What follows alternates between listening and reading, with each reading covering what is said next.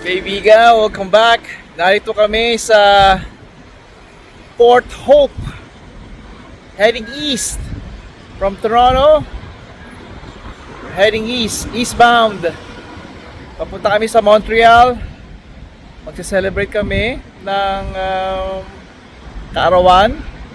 Maraming kaarawan na idadaos ang pamilya, hindi lang isa. Kaya i-spend namin ang time namin sa Montreal. We'll see the beauty of the city.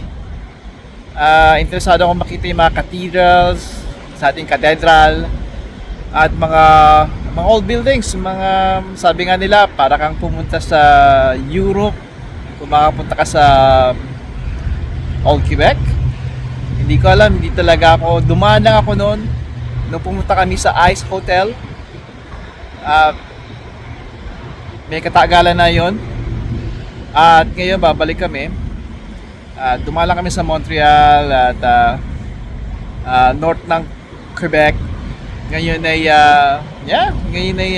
ma-enjoy namin dahil pinlano ni Juniorita ang aming pupuntahan dahil tour guide ang aking anak sa mga school, sa mga estudyante, sa mga high schoolers, especially mga high schoolers. Siya nagtuturo kasama mga teachers.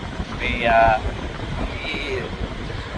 ilang beses niyang ginawa yung pabalik-balik siya at ngayon ay magagamit niya yung experience niya para sa amin. Kaya nasaan ako ngayon? Well, nagpapabili ako kay Mrs. T ng burger at kape. Ngayon ay 5 o'clock in the morning. Nung umalis kami sa Toronto ay around 19 degrees. So may kalamigan. So I have my Carhartt hoodie. At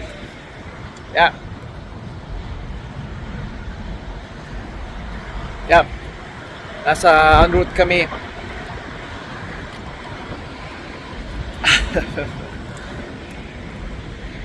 Yun lang. At hindi ko alam kung gaano karami mga videos na magagawa ko, pero ang importante i-celebrate ang pamilya. Kaya we'll see kung ilan ang may lalagay kong videos. Hindi pa rin nasanay ang pamilya na mag-video ko at i-upload nga sa internet. Okay naman, pero hindi lang buong gagawin ko, kundi i-celebrate ang importanteng araw na ito ng pamilya. Okay kaibigan, dito lang ako magpapaalam sa inyo at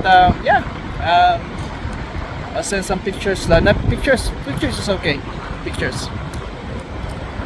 Take care guys. Narinig ko umuulan sa Montreal kaya